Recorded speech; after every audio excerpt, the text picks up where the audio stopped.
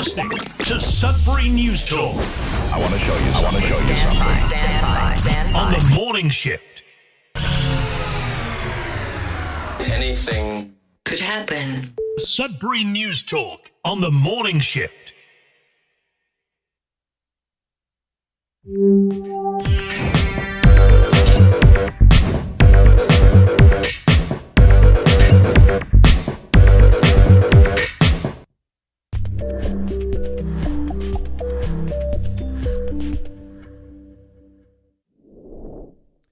Hey everyone, welcome to Sudbury News Talk on the morning shift. I'm AJ Walsh. Glad to be here with you. Thankful that you're here with us. It's a great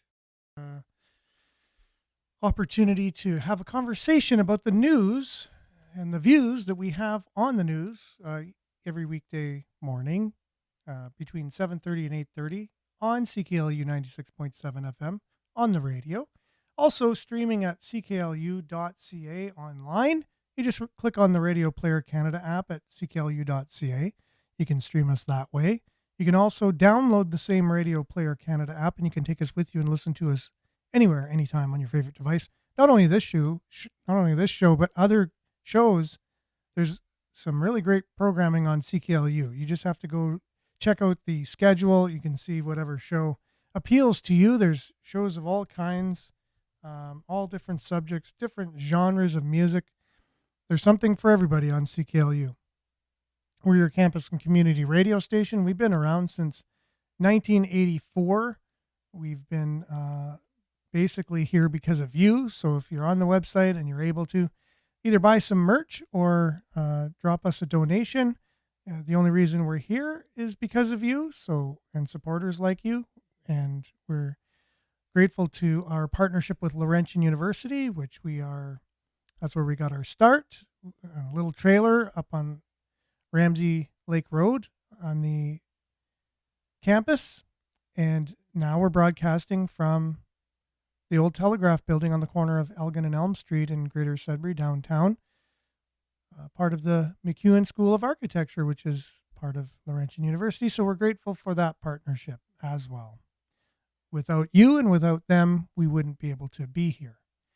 So also with that, the views expressed on this show are that of myself, the people commenting, which we do our best to read the comments as they come in and get them up on the screen for those watching on live streaming.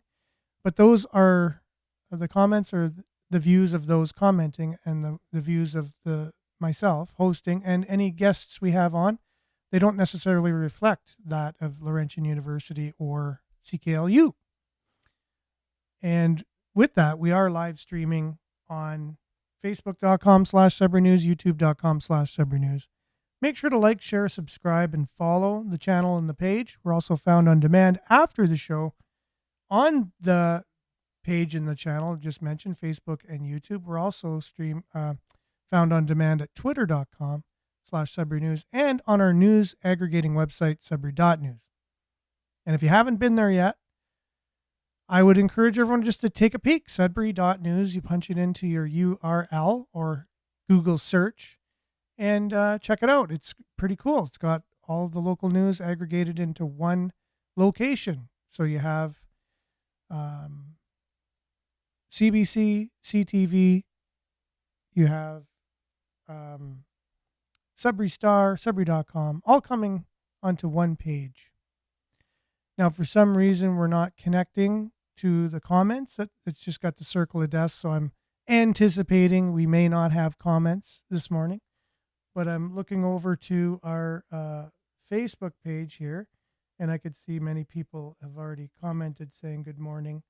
So I won't have any YouTube comments coming up here, and I will rarely even be able to get to, because it's in my peripheral here, the comments on Facebook. So we'll do our best and hope that the comments will eventually come in. We've had this happen maybe out of,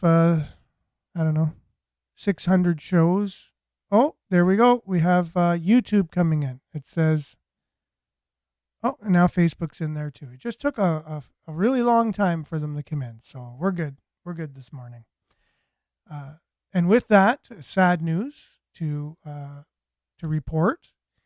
Our one of the people that have been, on the show commenting for quite some time now and was battling cancer here in Sudbury. Kevin has passed on in the early hours of Saturday morning.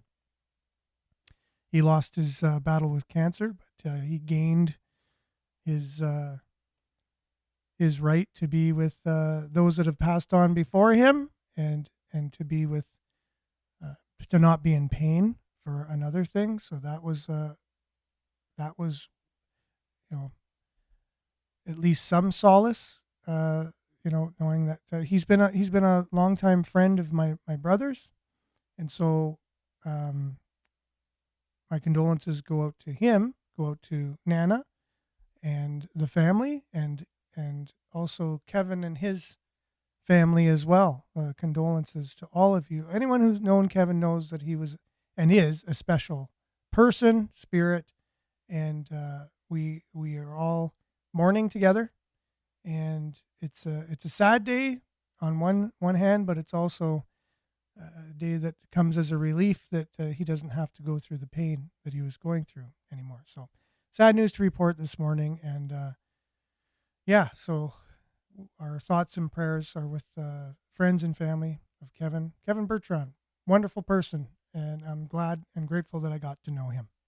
Let's kick it off the show with a little bit of weather, and we'll be back with your comments, news headlines, and more right after this.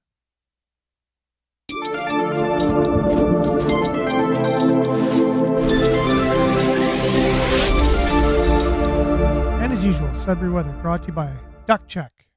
DuckCheck.com for all your residential, commercial, industrial duck cleaning needs. They are the professionals. You can trust them. You can give them a call at 705-918-4848. Check them out online at duckcheck.com. Currently, it's 10 degrees. It's mostly cloudy out there. Let's see. Doesn't look mostly cloudy from my vantage point, but mix of sun and cloud today is forecast. Winds will be gusting up to 50. We'll have more later in the show on winds. It's currently, it will be 19 degrees today. The UV index is 7 or very high. Tonight, partly cloudy. Wind will also be gusting up to 50 kilometers per hour. It's low 9 tonight. And then Tuesday, mainly sunny. Wind north, coming from the north, moderate for tomorrow. The wind will die down, in other words, for tomorrow. And the UV index is 6 or high. Mainly sunny tomorrow, 20 degrees. Sunny and 23 on Wednesday. Sunny and 24 on Thursday. And then just in time for the weekend, 60% chance of showers on Friday with a high of 24. 40% chance of showers, high of 26 on Saturday. Mix of sun and cloud, high of 27 on Sunday. Now look at your forecast or your satellite here. It looks like there's a lot of clearing that's coming at us here. I'm not sure why we're being forecast to be mainly cloudy today, but it is what it is. It's your weather brought to you by Duck Check. Visit them online at duckcheck.com. Give them a call at 705-918-4848. Ask for Steve. Let him know we sent you, and he'll treat you very nicely. And along with cleaning your ducks, whether they be at your home, your business, or the industry that you're working in, you'll know full well that your ducts will be clean and the air you'll be breathing will be better quality. And that's it. So we'll be back with your comments, news headlines, and more right after this.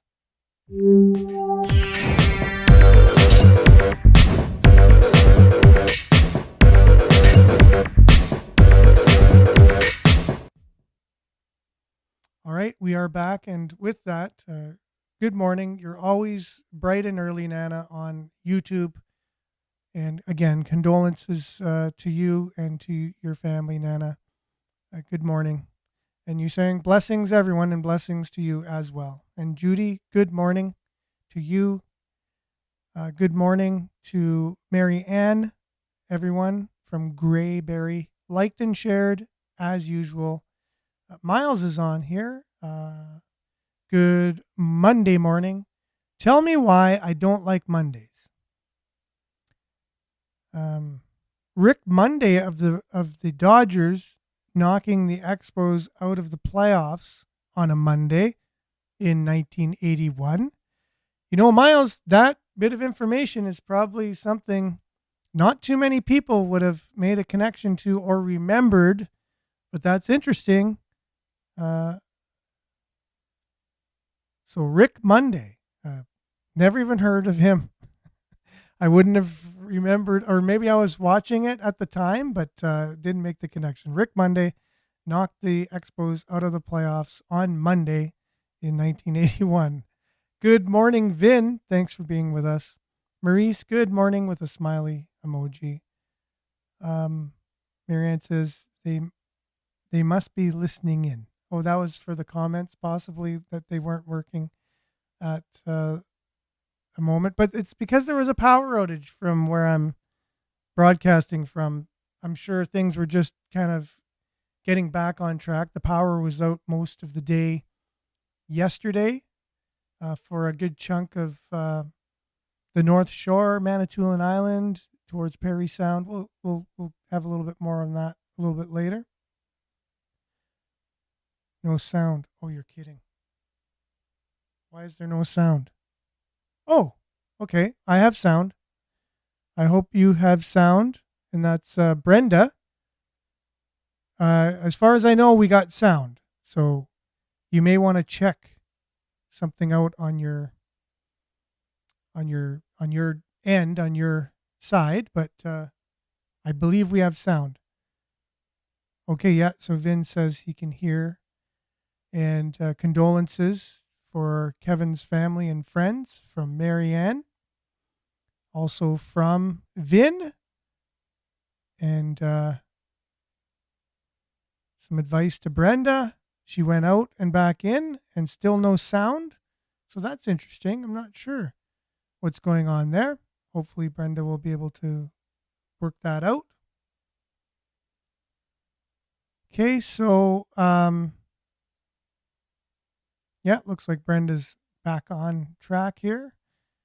And then also from Marianne, condolences to Nana and Miles. Oh, so Montreal played that song by the Bangles then. Manic Monday. Also the Boomtown Rats. I Don't Like Mondays. Remember that song? I'm not going to sing it. I was just tempted to sing it, but I won't. I Don't Like Mondays, Boomtown Rats. That's Bob Geldof, a band he was in at the time. It was their only hit as far as I know.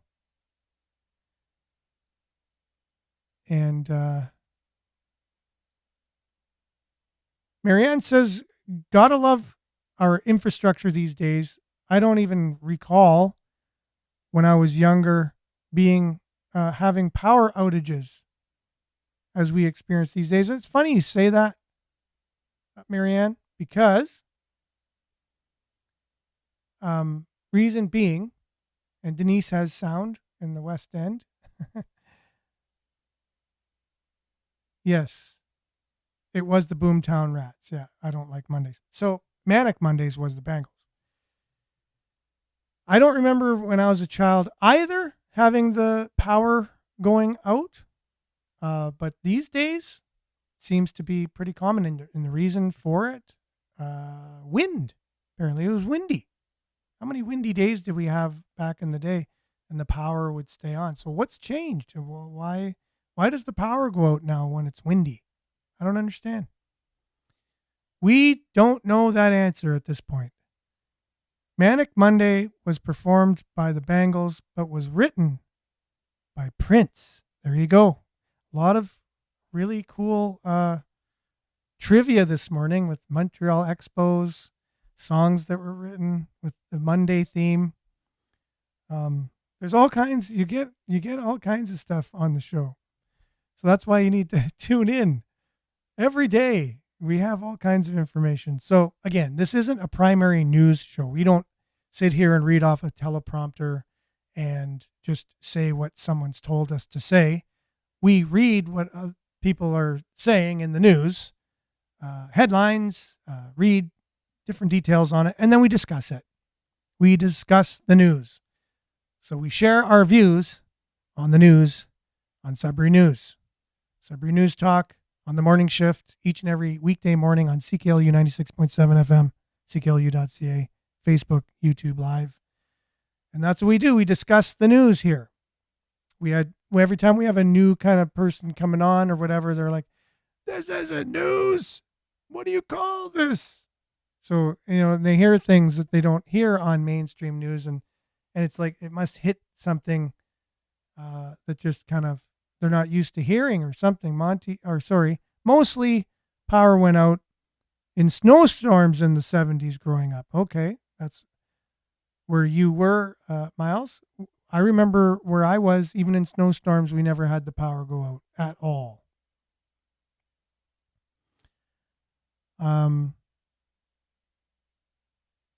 Tornado on the weekend. Really? I have a relative that lives there. So we're AYR. So Amer maybe? And they, thank God they were okay. So amazing Dragonfly.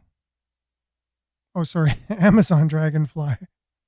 Tim Hortons, as well as other franchises, are financing the immigration workforce by keeping wages low. Sudbury made the list. Oh, interesting. The countersignal.com covered the story.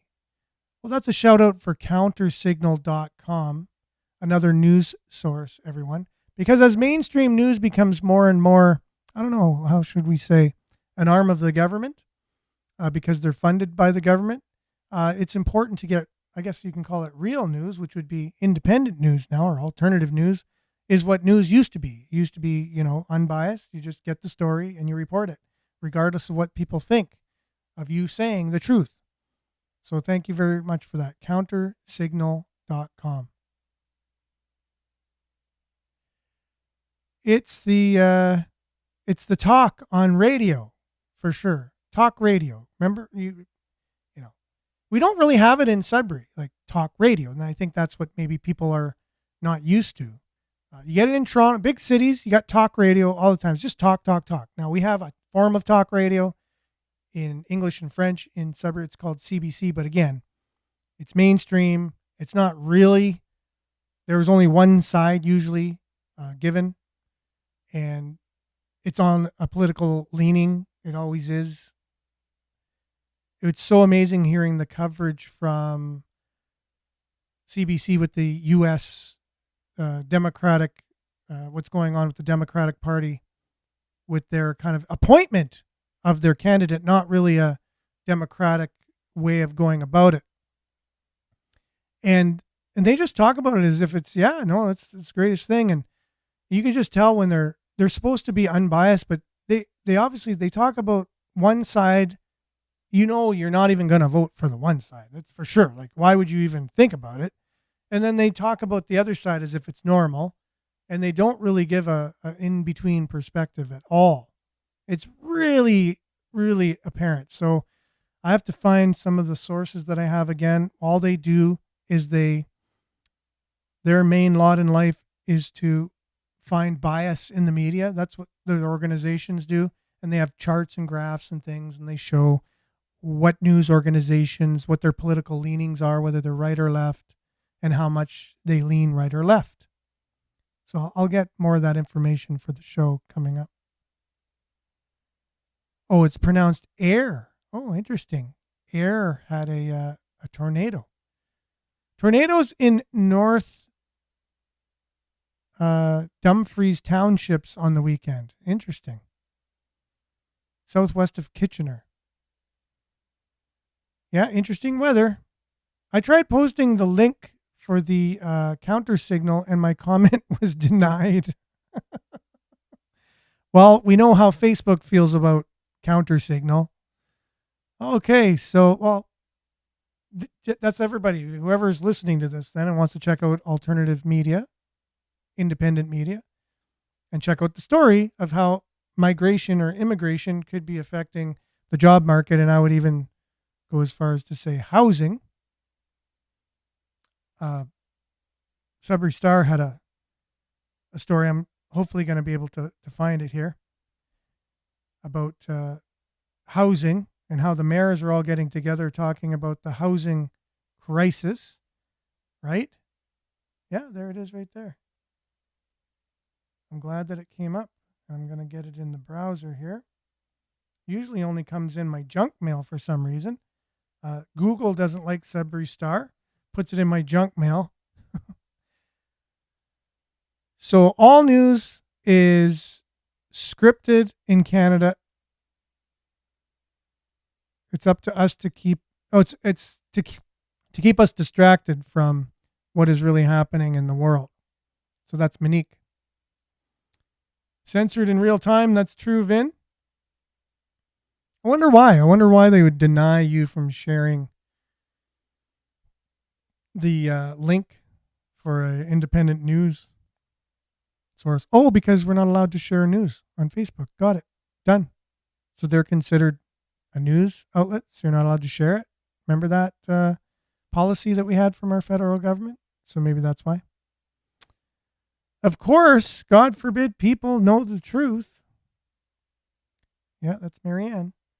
So speaking of that, so Sudbury Star has a newsletter, and I subscribe to it, which we should be subscribing to our local newsletters from our local journalists, our journalist outlets. Just because. How are you going to get your news, right? Other than going to Sudbury.news here. But if you live in Barrie, how do you get the news there? They don't have a news aggregator, possibly. Same as we have here. Northern Ontario's mayors, this is from the Sudbury Star, says it's time to solve the crisis. The mayors of the 5 largest municipalities in the north are endorsing the, quote, solve the crisis, unquote, campaign to end homelessness, launched recently by Ontario's big city mayors. And they're calling on the provincial government to implement the recommended actions. Communities all over Ontario are struggling with homelessness, addiction, and challenges to mental health. As of the end of July, in Greater Sudbury, there were about 200 people living in 49 tent encampments spread throughout the city. So there's a quote here. This is a significant increase from the same time last year when we knew of, this is from the city, we knew of 77 people across 44 locations. So you have this year 200 people and last year 77 people. So that's almost tripling of the amount of people. Only 5 more encampments, though. The reason for the increasing homelessness right across the country are systemic. So they're going to give us the reasons. This is Sudbury Star, or the city of Greater Sudbury, giving us the reasons why we're experiencing a crisis in homelessness, right?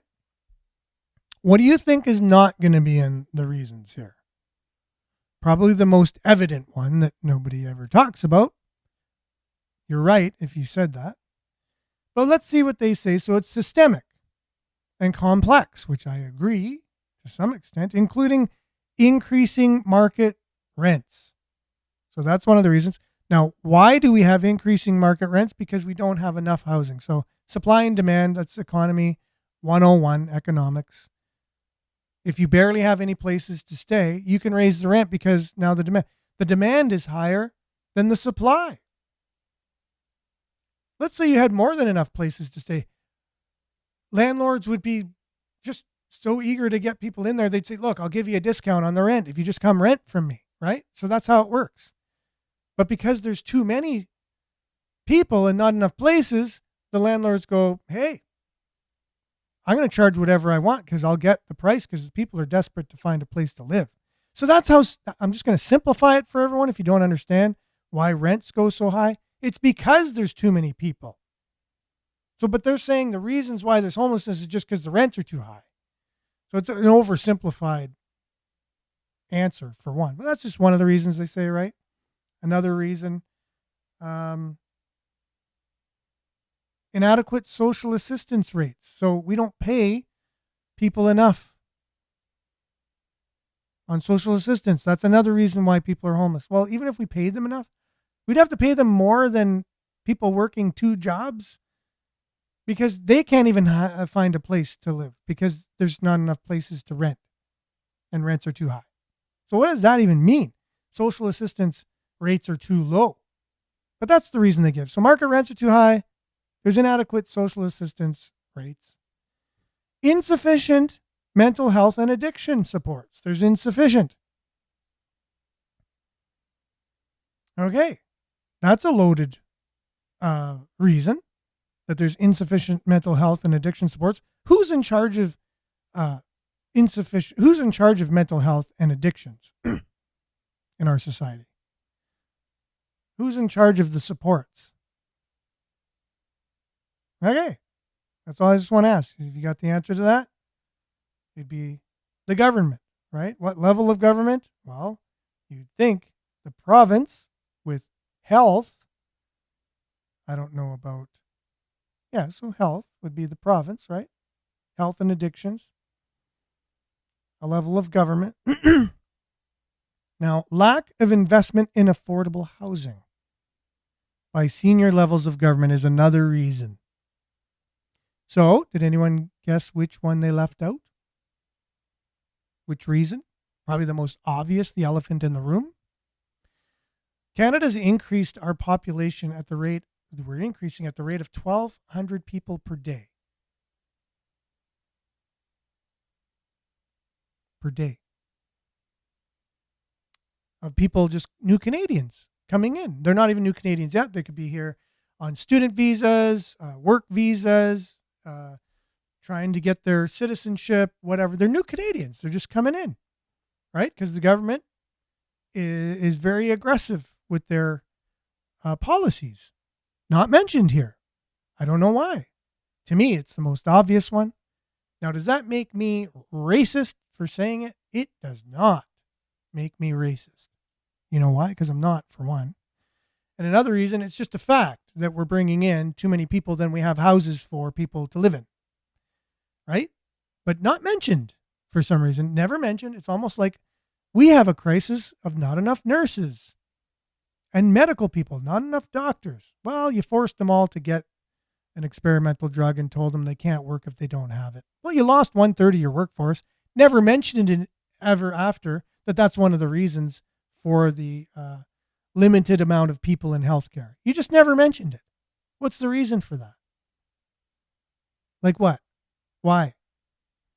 You know, that's the problem I have. The obvious thing, and we have, you know, CBC, which we've paid $1.5 billion to bring us the news. They should tell us this reason. They tell us it's not immigration at all, that you can't even say that. That has no connection to the lack of housing that we have in this country. Zero.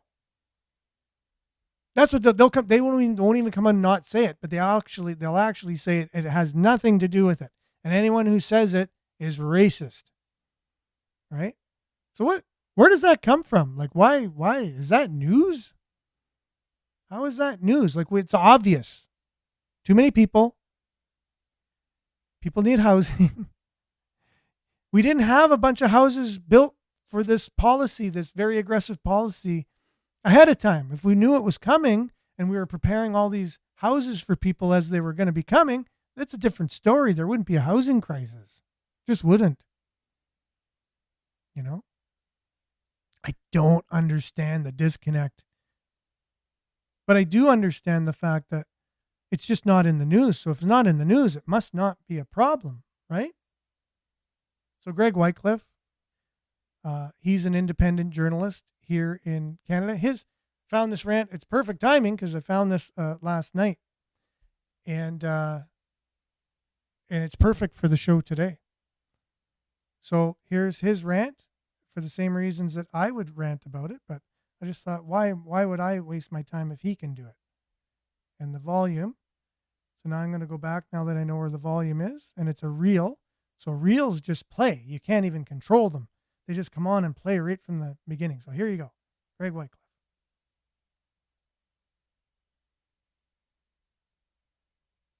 we get here? Well, number one, it starts with our media. Ever since 2018, our news media industry has been subsidized by the government. What other countries have this sort of setup? Communist China, North Korea, Russia. They pay for the news. The government pays for the news. And guess what? The news in these countries usually doesn't criticize the government that much. We've had that in Canada since 2018. If somebody pays you to do something, you work for them. So these journalists, investigative journalists, are supposed to be investigating the government which pays them. As you can imagine, the corruption is not reported on properly and definitely not with the right amount of urgency. This is ridiculous. The news media in Canada does a very good job. The CBC does. Yeah, our Prime Minister has multiple ethics violations. Billions of dollars have gone missing. There are traitors in the Parliament. This could be treason, pretty much. And what does the news media say about this? They soften it, they minimize it, and they push it aside. They've been doing this for years, and this is a problem. You sound like a conspiracy theorist, because when I read the news, it makes me feel like everything's okay and they're doing a great job. And that is pretty well the job of the news media in Canada now, to convince people that they're doing a good job, and they're holding the people in power accountable. And this leads into the next biggest reason why Canada is the way it is, and that is an uninformed, apathetic population. As the news media has failed, they don't have the proper information in how it pertains to quality of life, and why would they care? They don't have the right information, so they think everything is fine. It is actually at the point where every single Canadian who is speaking out about the corruption in Canada and the evil things going on, or the things that should be called out, and actually holding those in power accountable, there's so little of us that we're probably all on a government list. I know that sounds crazy. You sound absolutely insane. Where is there any evidence of this? I'm glad you asked. There's been more and more examples of people with F Trudeau flags saying something on Facebook and then the police showing up at their door about a Facebook comment. Here's an example from just yesterday. BC woman arrested after offensive social media content, says RCMP. Canada is a small place. I mentioned the corrupt media. They rub shoulders with politicians. There's not that many politicians. There's not that many news organizations. It's a little club, and they now have a list of everyone they don't like who's making them look bad. And what are they going to do with these people? And the final reason Canada is the way it is because they have tyrannical, authoritarian ambitions in this Canadian Trudeau regime. Ever since the trucker convoy, political prisoners are a regular thing here. A political prisoner is someone who is thrown in jail, persecuted, dragged through lengthy legal battles, specifically because of their politics and because they are effective at speaking out. It's a tyrannical government. They're trying to control our internet algorithms with Bill C-11, and then now you can't even get news on Facebook and Instagram because of another terrible, tyrannical piece of legislation they passed, and they want to pass another one called Bill C-63, the Online Harms Act, which in my opinion would be the end of free speech in Canada. You remember this example I gave before of the BC woman arrested for a Facebook post by the RCMP? Well, in that article it says prosecutors consider several possible recommended charges, like they don't even have charges yet. Typically, if you arrest someone, you know what you're charging them with. But under Bill C-63, they would have a lot to work with to charge somebody for a Facebook post. There's no way that's happening. I would have heard about this on the news. Remember how I started this video? The news is subsidized by the same corrupt, tyrannical government. But I'm doing something to stop it. I've started SaveFreeSpeech.ca. We're going to be creating informative, entertaining content to stop Bill C-63, let people know what's going on, and putting pressure on public officials and hopefully sharing it internationally. We know that the Ottawa bubble has tyrannical ambitions, so we need to put immense pressure on the Ottawa bubble from outside. Anyway, SaveFreeSpeech.ca. Here are the social medias. Thanks for watching. Let's try to turn this country around, okay? And I appreciate his commentary, and I appreciate what he's doing to save free speech. Who likes free speech out there? some people don't. I have friends who think that we have too much free speech and we need to be doing what the government is indeed trying to do, and that's arrest people if they say something that the government doesn't like, because the government needs to maintain order, right, and needs to make sure that people's feelings aren't hurt. Is that the government's responsibility? I don't know, to make sure people's feelings aren't hurt. They weren't at my school when I was growing up and people were hurting my feelings, or I was hurting other people's feelings with my words, their words to me. Imagine that, like the strap. We had a strap at my school, and that was the thing that was the punishment if you did something wrong in someone's eyes. But we didn't, imagine reporting us and we can get arrested for the things, that we said or did. This is the new Canada that we're coming into with these new laws. And you got to be aware of it, because you think it's for other people. You think, oh yeah, well, they're going to get stopped. I don't like what these people are saying, like myself. Like, I don't like what he's saying. He's saying immigration has something to do with the housing crisis. And I was told that was racist to say. And so he should go to jail for saying that. Okay, good. I'm in jail. The law is still out there, and they still got to, now they're going to focus on something you said, and you're going to go to jail. It's always going to come for you. Like, once you start down that slippery slope, don't think it's not coming for you. But what kinds of things do you think the government doesn't want people to be talking about? Maybe the kind of spending that they're doing. They're bankrupting the country is what they're doing. And the news should be just on fire about this stuff. On fire about it. So here's somebody questioning the parliamentary budget officer, which I appreciate. The parliamentary budget officers sounds like unbiased kind of answers. He's not a politician trying to not answer the questions. He's answering them. So if you're interested in where your money's going, and here is a person just saying what he's recommending to the prime minister, he doesn't like the kind of spending he's doing. He's like, you can't be spending like this. You're hiring all these people. They're all going to have pensions. We're already, we're going to be $46 billion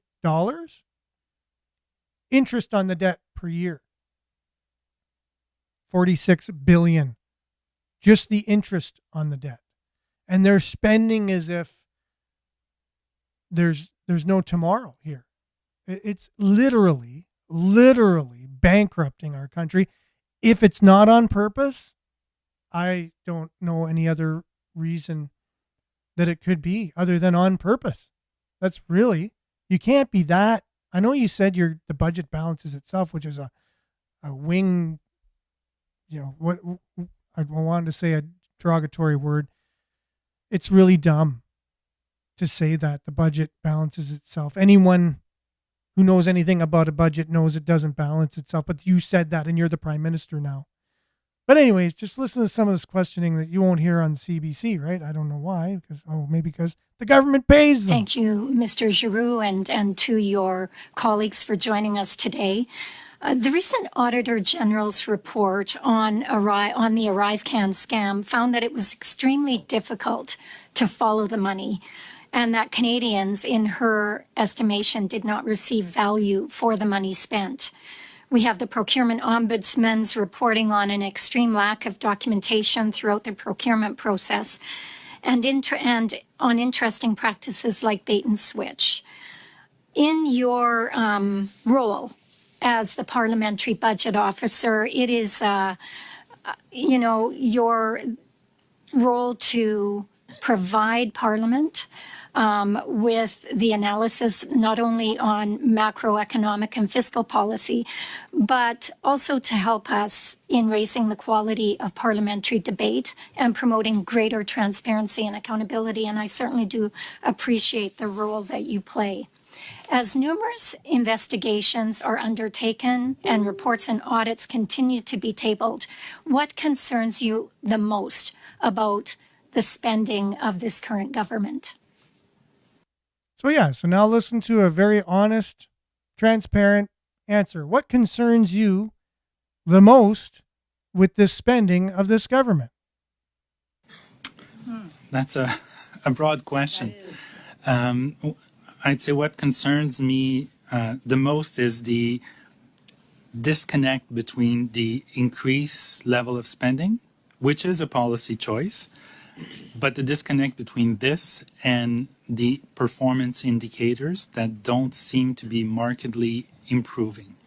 So departments and organizations have to adhere to performance indicators. So they determine which indicators they'll be following, and they also determine the targets that they aim for. And that's normal in business. Key performance indicators, KPIs. So if you say, I want $100,000, someone says, what are you going to do with the $100,000? I'm going to do this by this date, and we're going to have these results. That's what key performance indicators are, right? So he's saying all of these, government organizations, they have these indicators and they're overspending. They're spending like there's no tomorrow. But most of them aren't reaching any of their targets. They're not doing with your money what they said they were going to do. That's really what it boils down to. So over time, we've seen an increase in the number of public servants in public expenditures, but year after year, despite the fact that departments choose their performance indicators and the targets, they don't seem to be getting significantly better at reaching them. So more money and poorer services. So they set their own targets. Did you hear what he said? Even though they set their own targets, they can't even reach their own targets. So their own targets are probably not even all that high or not all that great. And they're not even reaching it themselves. But there's more people in the government, more money, but the services are getting poorer. And I've used the analogy before with some of your colleagues that it's as if you ask the students, the students determine the topic of the test as well as the pass mark, but a portion of them still fail. And that's what worries me with the increased level of spending. So we increase spending, and as taxpayers, we provide more resources. But despite that fact, there are some sectors in the public service that are doing great, but others that seem to be trailing behind, unfortunately. Thank you very much. I have to believe that you're also concerned with the amount of debt that the government is serving at this time. In your report, you mentioned that there is an increase of $3.2 billion in interest payments on unmatured debt, and I'm really interested in that.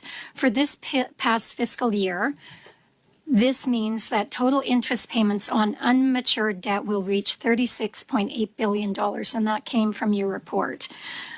In that report, you also specifically referred to total interest payments on unmatured debt. My understanding is that unmatured debt is essentially debt that is not yet due. Is that correct? Yes, but it's also excluding some other interest-bearing obligations, such as the obligations the government has towards the public pensions, the pensions of public servants. So the interest on the debt is what really matters, and it's expected to be $46.5 billion this year. Yeah, so you kind of beat me to my next question, which was, are there further interest payments that the government is paying on matured debt, which is not included in the $36.8 billion number that you have cited? Yes, so as I mentioned, interest on the unmet obligations or the obligations of the government towards pension plans of its employees also adds to interest on unmatured debt.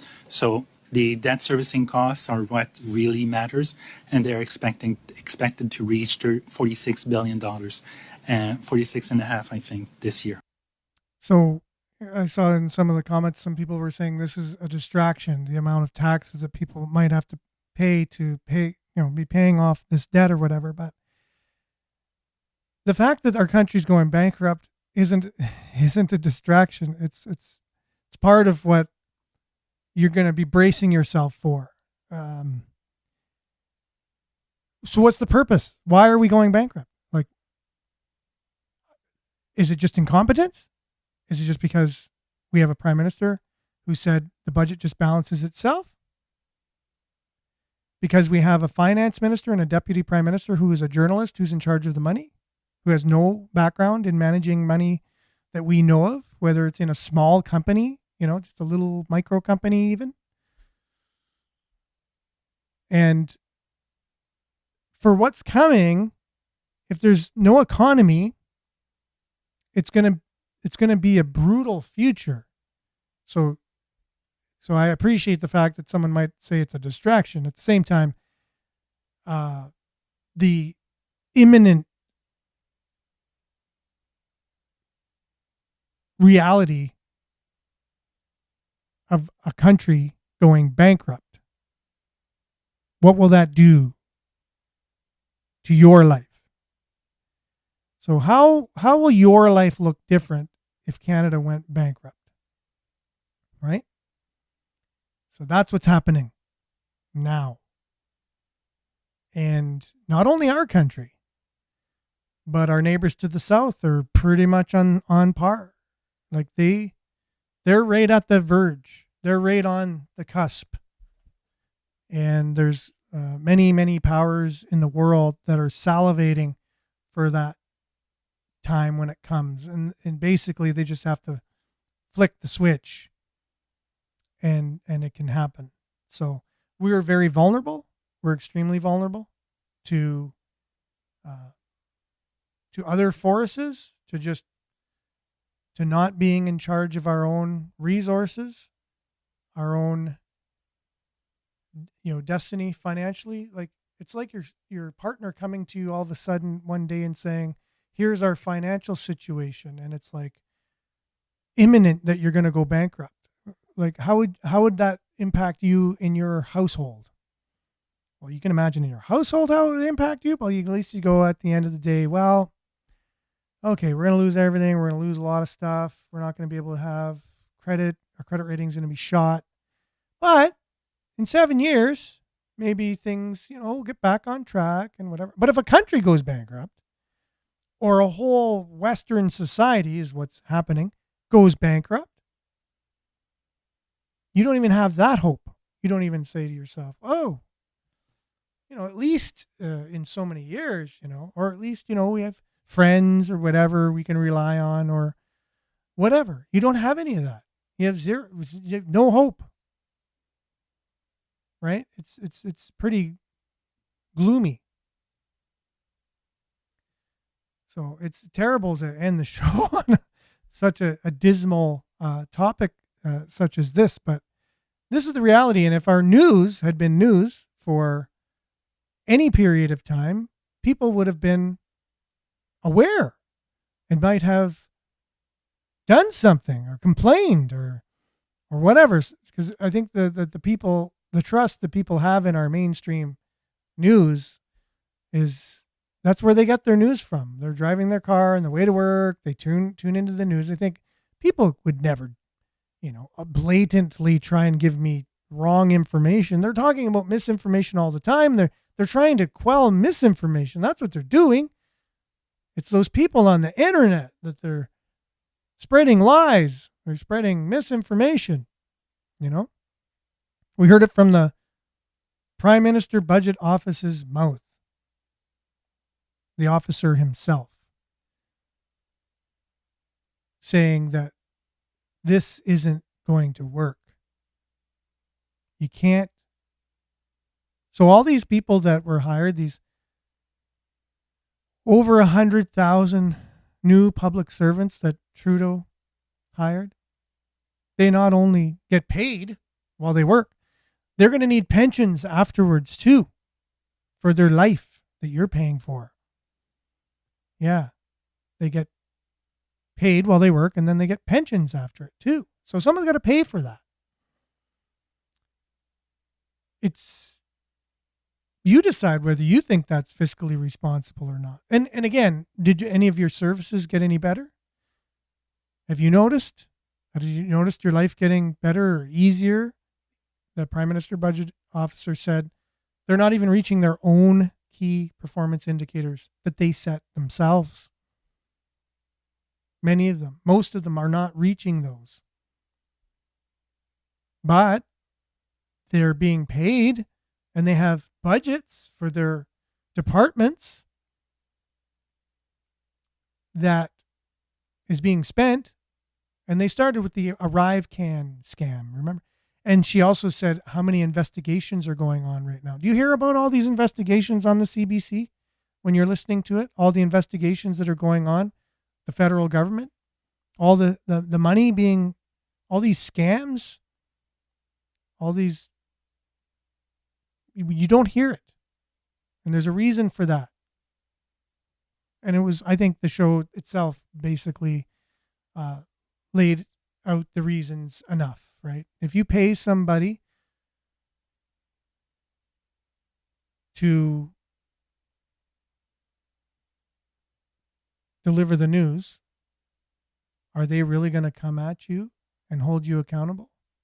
Honestly, just think about that. You don't need to have a university degree or a college education or a certification to understand that. And with that, we're just going to wrap things up today. Lots of stuff, other things going on. In the city.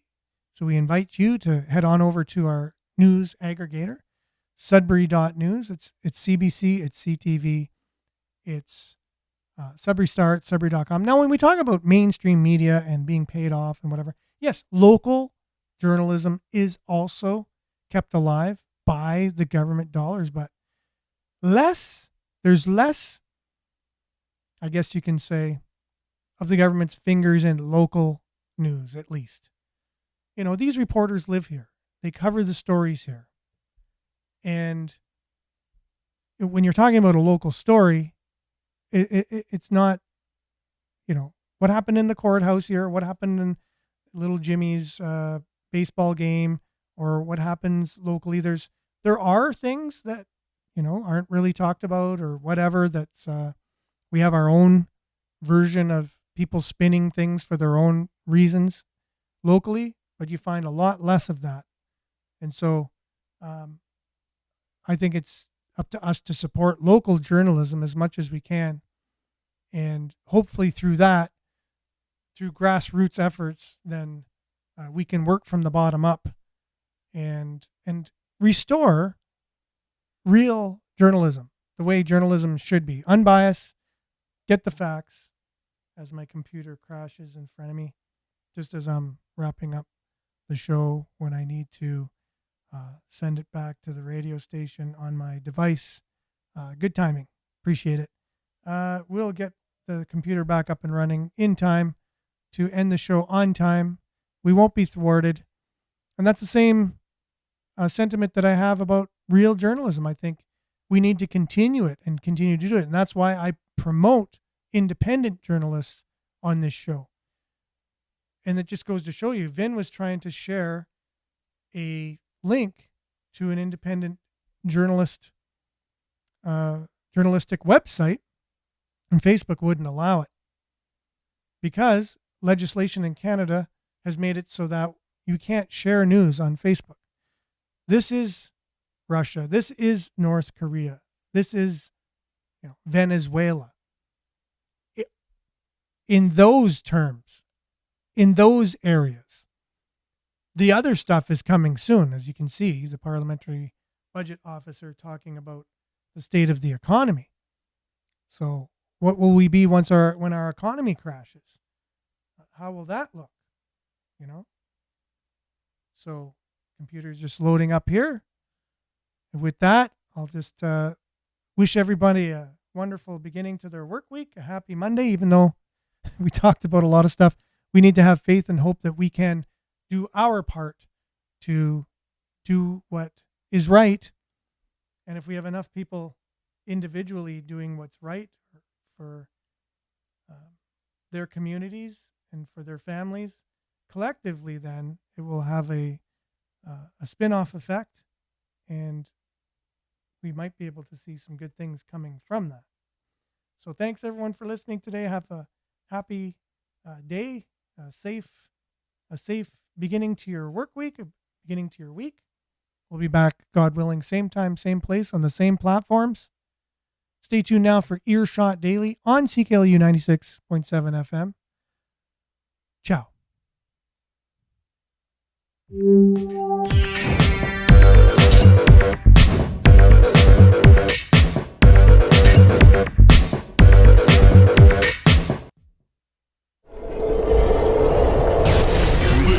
This is Sudbury News Talk on the morning shift.